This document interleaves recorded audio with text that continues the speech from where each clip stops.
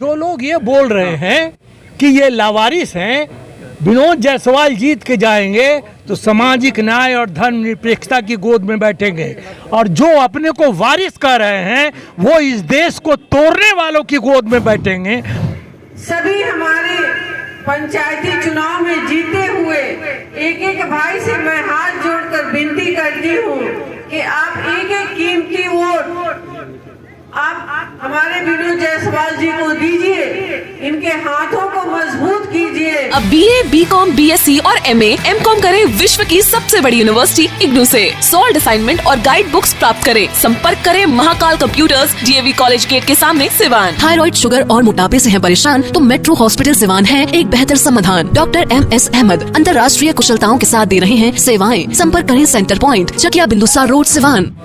और हमको लगता है कि शांति में विश्वास रखने वालों में हमारे जो विनोद जायसवाल जी हैं उनका कोई सानी नहीं है, उनका कोई मुकाबला नहीं है। इसलिए यहाँ का हर पंचायत का प्रतिनिधि विनोद जायसवाल जी को ही अपना वोट देके। खास तौर पे कहा जा रहा था कि विनोद जी लवारिस हो गए हैं, कोई बड़े नेता, वरीय नेता इनका साथ नहीं दे रहा है, उनको क्या जवाब देंगे? ये जो लोग ये बोल रहे हैं कि ये लावारिस हैं, विनोद जायसवाल जीत के जाएंगे तो सामाजिक न्याय और धर्मनिरपेक्षता की गोद में बैठेंगे, और जो अपने को वारिस कर रहे हैं वो इस देश को तोड़ने वालों की गोद में बैठेंगे। अब जनता फैसला करे कि शांति, धर्मनिरपेक्ष, सामाजिक न्याय उनको ज्यादा पसंद है या देश को तोड़ने वाले लोग ज्यादा पसंद है। बाहरी और भीतरी की बात होती है। अरे कौन बाहरी बात, सब हिंदुस्तानी बा। तो तू कहाँ पंजाब से आती है, जापान से आयल बोल तू तो हम।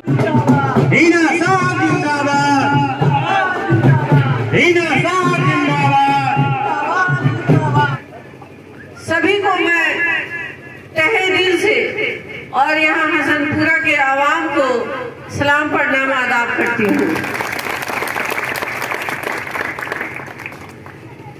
मुझे उम्मीद है कि आप लोग पहले भी हमारा बहुत साथ दिए हैं, शुरू से आप लोग हमारे साथ हैं, और आगे भी मैं सोचती हूँ कि मैं तो किसी लायक नहीं हूँ, मगर हमारे भाई बंधु जो सारे बैठे हुए हैं इनको देखते हुए, हमारे विनोद जायसवाल जी को जो हमारे भाई हैं, इनको आप लोग विधान परिषद में सभी हमारे पंचायती चुनाव में जीते हुए एक एक भाई से मैं हाथ जोड़कर विनती करती हूँ कि आप एक एक कीमती वोट आप हमारे विनोद जायसवाल जी को दीजिए, इनके हाथों को मजबूत कीजिए और नौजवानों के लिए रोजगार मुहैया करवाइए।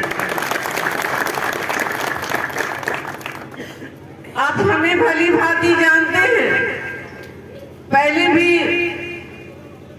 जो हमारे पूर्व सांसद डॉक्टर मोहम्मद शहाबुद्दीन साहब ने जो किया है विकास, उसका जरूर ये अंश को पूरा करेंगे। और मुझे उम्मीद है कि आप हम तक आइए, हमारे सदर विधायक तक आइएगा तो आपका जरूर काम होगा इंशाअल्लाह। मैं आपसे उम्मीद रखूं कि आप जरूर एक एक कीमती वोट अपना भाई साहब को दीजिएगा, और हमें हमारे सीवान को दोनों का मौका दीजिए कि विकास की नहर को बहाया जाए, और युवाओं के रोजगार के लिए, बच्चों को शिक्षा के लिए बहुत जरूरी है बदलाव लाना।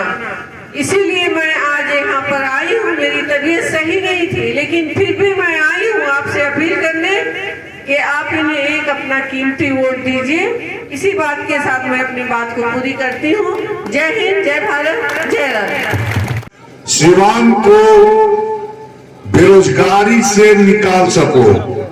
मैं जानता हूं कि लड़के पढ़ते हैं, पढ़ने के बाद एक घर का एक आस हो जाता है कि मेरा बेटा हमारा सहारा बनेगा, लेकिन नौकरी नहीं मिलने के कारण वो कहीं न कहीं परिवार चलाने के लिए वो दूसरे रास्ता को तलाश करता है, और उसी के चलते वो क्राइम कर बैठता है।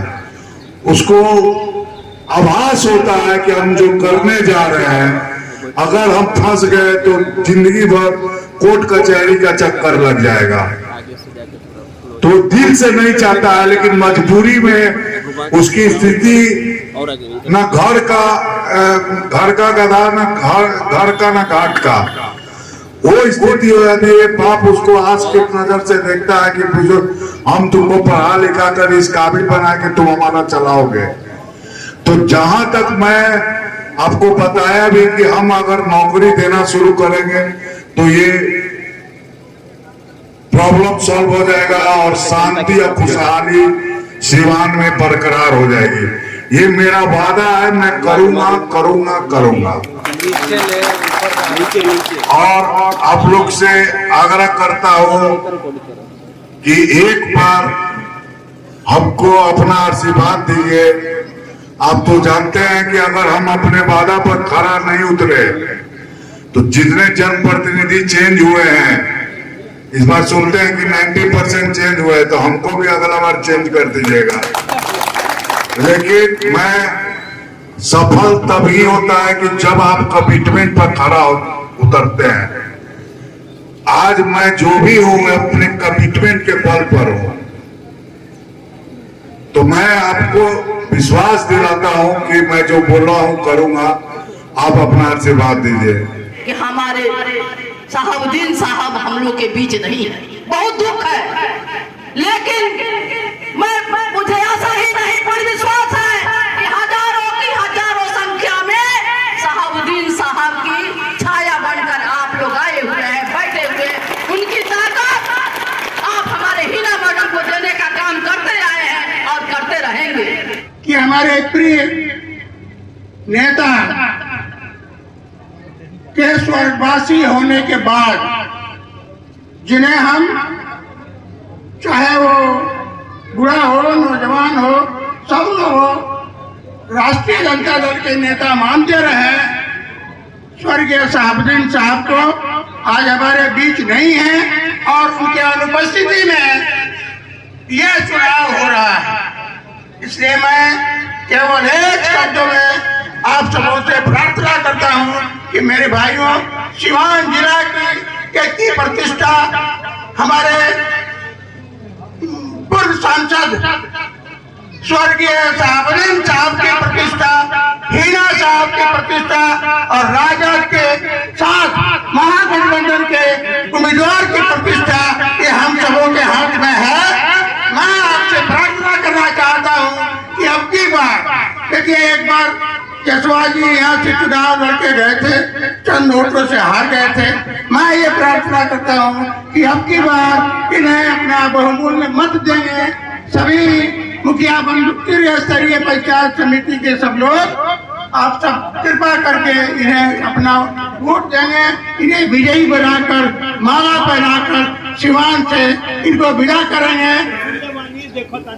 शहाबुद्दीन साहब नहीं है, बाकी आप लोग से बताना चाहते हैं, जय सिवान जिला नहीं, बिहार में भी अब कोई शहाबुद्दीन पैदा नहीं लेगा। आप लोग से बता रहे हैं,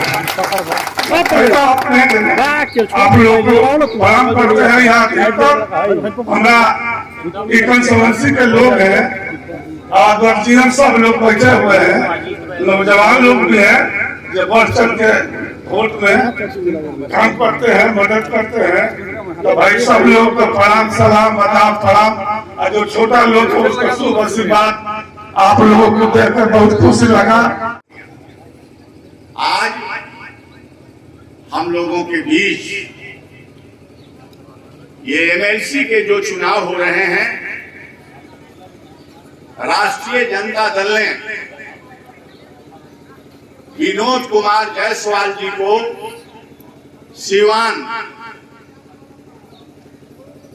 विधान परिषद के लिए इन्हें प्रत्याशी बनाकर भेजे हैं और इसी के चुनाव के प्रभारी के रूप में हम लोगों के बीच जो सिवान को जानते हैं, हर क्षेत्र को जानते हैं। भाई ब्रिसिन पटेल जी यहां आए हुए हैं और प्रत्याशी के मुंह से सुनने को मिला, ये अमन चैन में विश्वास रखने वाले प्रत्याशी हैं। इन्होंने अपने संबोधन में कहा कि सीवान को जो बेरोजगारी है, बेकारी है, उसको मैं खत्म करने के लिए आप मुझे अवसर दें, विधान परिषद में जिता कर भेजें